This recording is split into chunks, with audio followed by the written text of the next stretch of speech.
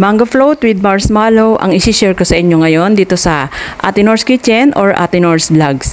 Okay, meron akong 3 mangga, napakagandang mangga na nanggaling sa aking napakabait na pinsan. Shout out kay Ate Tessie Lucena sa napakasarap na mangga na magagamit ko ngayon. Love you! Okay, dahil sa maliit na portion lang yung gagawin ko ay isang mangga lang yung aking gagamitin. Okay, babalatan ko lang ito. Mas madali kasi itong i-slice kung dito ko naaalisin yung balat kaysa sa hatiin ko pa siya sa gitna. Mas maganda kasi itong hiwain kung buo itong mangga.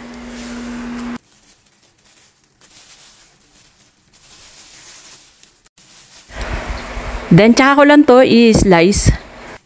Bali, kakat ko lang ito mamaya sa maliliit na piraso. Mas madali kasing kuhanin pagka ganun. Napakaganda ng laman ng mangga. Ang kapal at napakatamis, kaya sa isang piraso pa lang nito ay marami na rin akong nakuha. At saka ko ito ikakat into cube. Ayan, para bawat kutsara ko ng aking mango float ay may makakapal na mangga akong mangunguya. Okay, i-set aside muna natin. Ipiprepare ko naman itong aking cream mixture. Bali, creme densada yung gagamitin ko. Chilled na to overnight. Mas magandang malamig yung ating creme densada para mas magdoble yung ating cream mixture.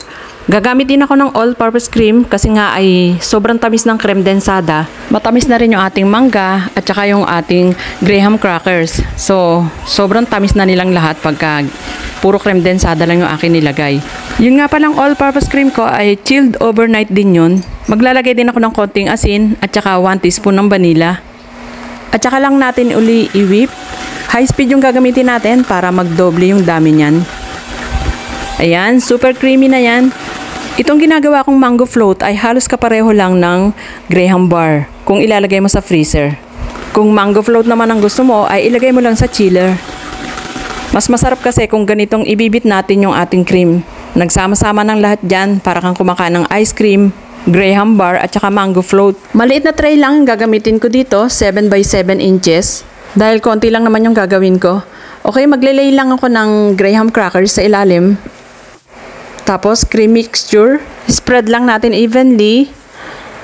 Then, at saka natin i-scatter yung ating chopped mango sa ibabaw. Ayan, dadamihan ko para mas lalong masarap pagka nginuya mo ay tipak-tipak talaga yung mangga. Tapos, lalagyan ko ng marshmallow. Binili ko nga pala ito sa palengke. 30 pesos yung isang supot na yan. Maganda kasing bumili doon dahil nakakabili ka ng tingi-tingi. Marami na rin yung isang plastic. So, yung natitira ko ay itatabi ko lang at gagawa uli ako ng ibang recipe pa doon. Then, graham crackers uli. Bali, putol-putol na to dahil tira-tira na lang tong ginagamit kong graham crackers. Uubusin ko lang to dahil ang tagal-tagal na nito sa ref. Tsaka lang uli natin i-spread yung mga natitira pang cream mixture.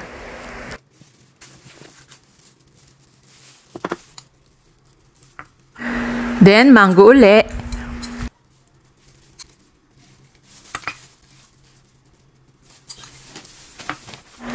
Tapos, lagyan natin ng madaming marshmallow sa ibabaw. Masarap gawin to kasama yung mga kids nyo. Siguradong mag-enjoy sila dyan. May mga konting natira ditong durog na graham crackers ay sprinkle ko na lang dito sa ibabaw. Iko-cover ko lang to ng cling wrap at saka ko ilalagay sa ref. Doon ko ilalagay sa chiller para medyo mabuo siya ng konti.